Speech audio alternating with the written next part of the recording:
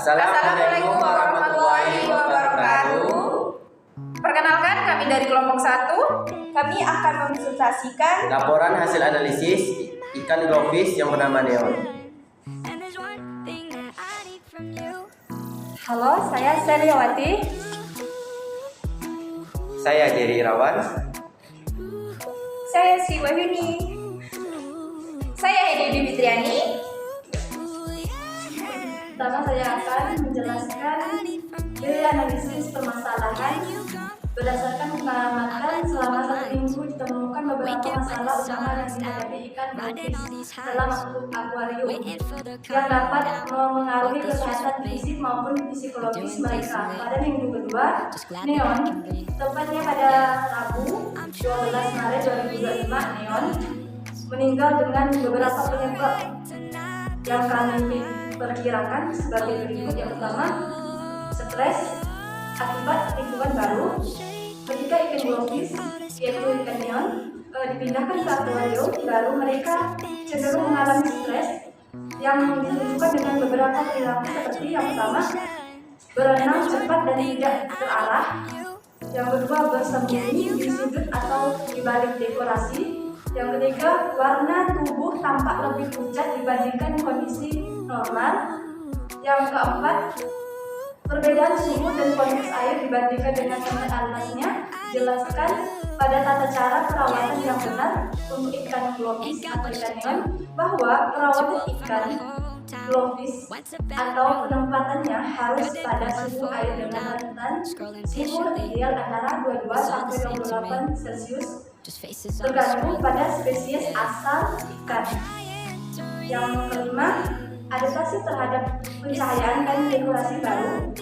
Untuk menonjolkan warna fluorescent, mereka menggunakan lampu LED yang dirancang khusus untuk akuarium glowfish. Lampu biru atau hitam UV akan membuat warna ikan bersinar dengan lebih jelas.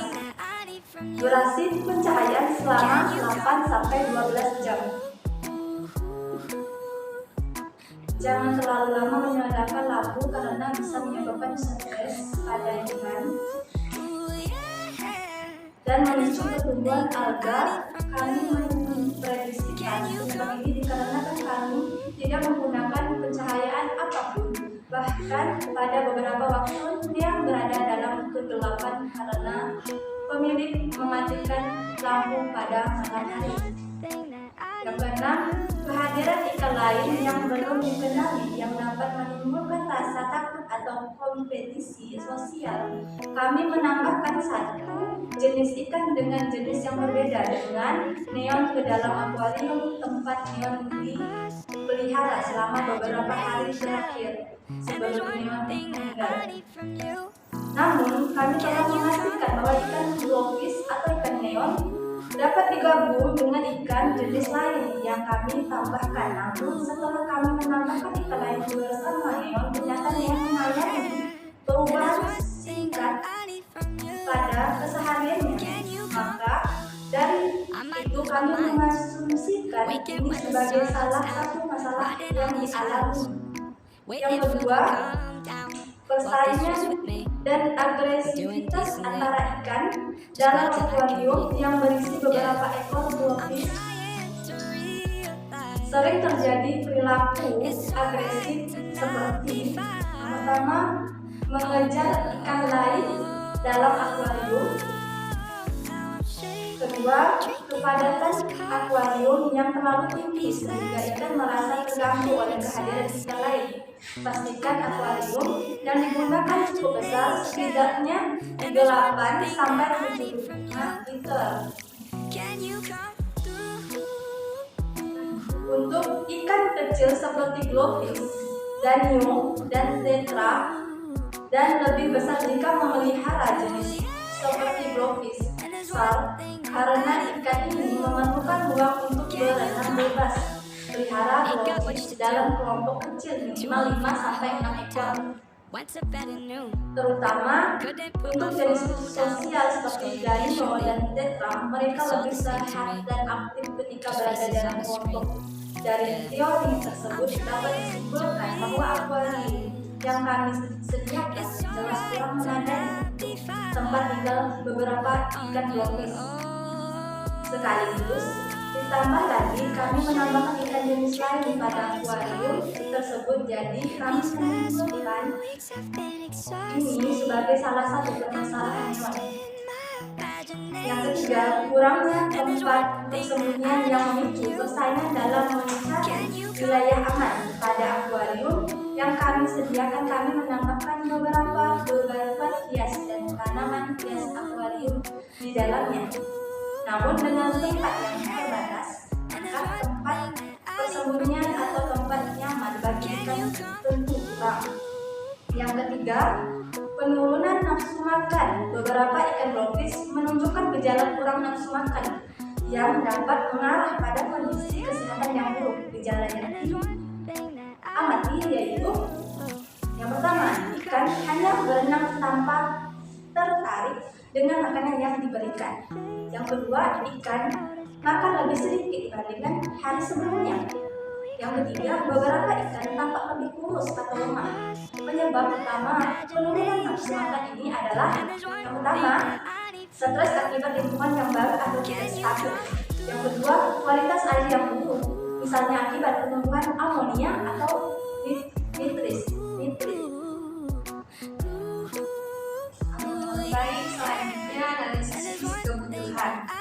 Agar ikan globis tetap sehat dan menunjukkan warna yang cerah, pemilik akuarium harus memperhatikan beberapa aspek penting dalam perawatannya. Yang pertama, kualitas air yang optimal. Air dalam akuarium harus dijaga kebersihannya dengan memperhatikan beberapa parameter. Suhu air 22-28 Celcius. Terlalu dingin dapat menyebabkan stres, sedangkan terlalu panas bisa menurunkan kadar oksigen. Ikan globis harus dipelihara dengan suhu air yang telah ditetapkan. Jika tidak, maka sangat berisiko bagi keberlangsungan hidupnya. Namun kami sama sekali tidak mengukur beberapa suhu pada akuarium yang kami gunakan untuk memelihara neon dan yang lainnya. pH air 6,5 sampai 7,5. pH yang terlalu asam atau basah dapat mengganggu sistem tubuh ikan. Filtrasi air. Penggunaan filter sangat disarankan untuk menjaga kejernihan air dan mengurangi kadar zat beracun. Sedangkan kami tidak menggunakan filter selama masa pemeliharaan neon. Pergantian air sebaiknya mengganti 20-30% air setiap minggu agar kadar amonia dan nitrat tetap rendah. Yang kedua, lingkungan akuarium yang sesuai. Untuk memastikan kenyamanan ikan, pemilik harus menyediakan lingkungan yang menyerupai habitat aslinya. Ukuran akuarium minimal 40 liter untuk 5 sampai 6 ekor ikan agar tidak terjadi kepadatan yang berlebihan. Dekorasi dan tanaman air. Tempat persembunyian seperti gua kecil atau tanaman air dapat mengurangi stres.